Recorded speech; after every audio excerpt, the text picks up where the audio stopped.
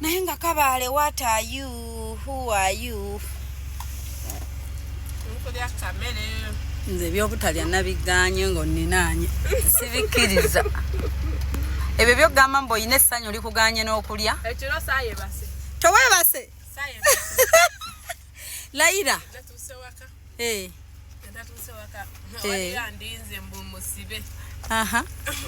Ntigenda osiba nti siina zosiba ojja kunsiba nja kuwa. Omusiba enviiri? Nasigeyo abakyala. Bakasitoma okubasiba enviiri. Kati nengamba kale kanzija kumalirize ne mumaliriza. Engenda kutegula.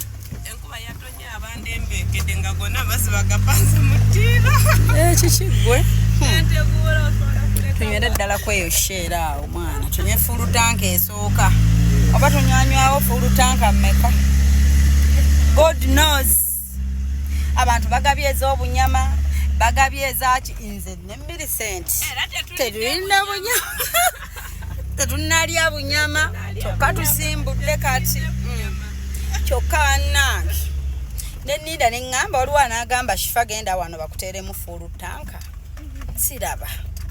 What are you saying? Naye nga bambi tuli mu Kampala wano tusimbula kati. Zigenda wera 11 eze Uganda.